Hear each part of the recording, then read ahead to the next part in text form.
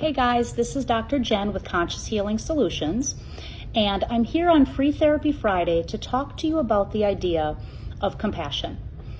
Last week we talked about the power of the word and, and one of the ways that and can help us is to help us develop compassion. It helps us develop compassion for others, and it helps us develop compassion for ourselves. So today we're going to expand on that topic of starting to cultivate self-compassion.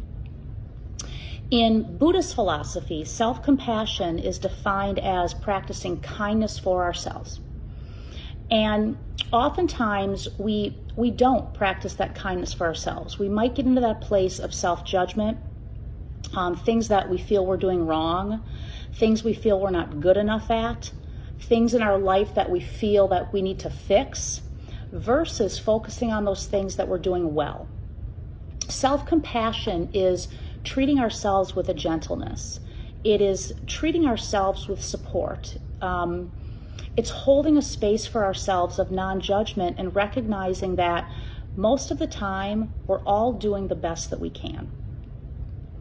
Self-compassion allows us to go easy on ourselves. Self-compassion allows us to recognize that we are imperfect, that we do need to hold a space for ourselves to make mistakes and to recognize that we all make mistakes.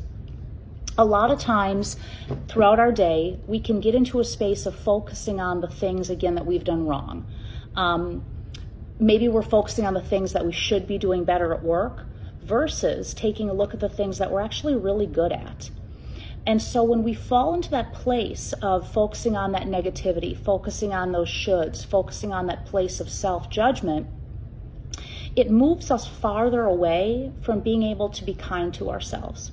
And that kindness for ourselves is important, because if we don't begin to practice that, that builds into other areas of our lives where we start to judge maybe what we're doing at work. Then we might start to judge other areas of our lives, how we are in relationships. We might begin to judge our thoughts. We might begin to judge our feelings. We might begin to judge our bodies and not looking good enough.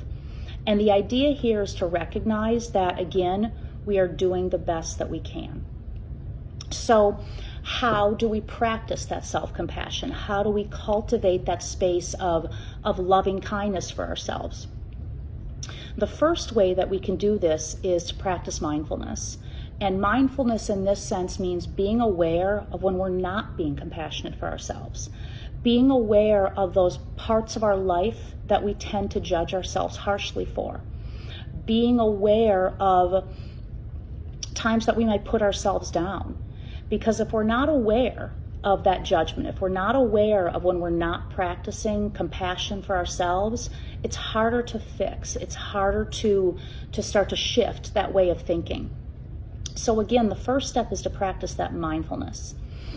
Another way to do this is to deliberately give ourselves permission to be imperfect. Because the fact is, we are all imperfect. Perfection is an illusion. Perfection is a moving target. If we strive for perfection, we're always going to feel let down. We're always going to feel less than. Have compassion for the fact that no one's perfect. And because we're not perfect in an area of our lives, or because we're not perfect in general, doesn't make us less worthy of self-compassion, of self-love, of kindness. Another way that we can cultivate self-compassion is to allow ourselves to get support. We often judge things like if we feel depressed. We judge maybe our anxiety. We might judge ourselves if our relationship isn't going the way that we want it to.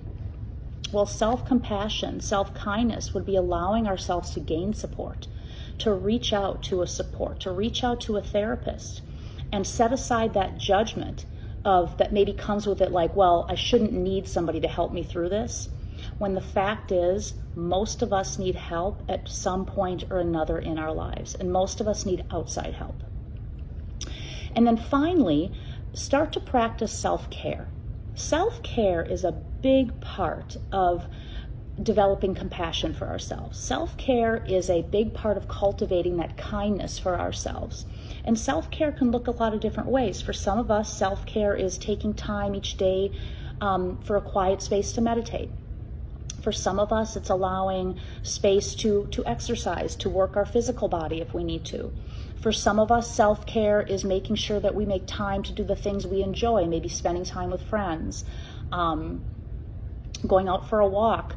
But the idea is that we allow the time to do that. When we're feeling overextended, when we're feeling like we have a never-ending to-do list, we often forget that we have to at times put ourselves first. So again, part of cultivating that compassion is allowing yourself self-care practices.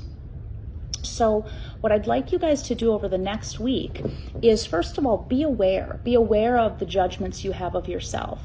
Be aware of times that you're not compassionate to yourself. Be aware of times that you're being pretty hard on yourself.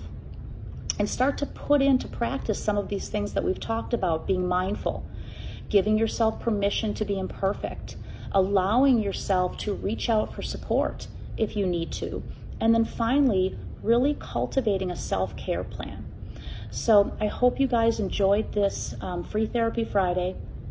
I hope that you guys are able to practice some self-compassion for yourself over the next week, and have a good weekend, and I'll talk to you later.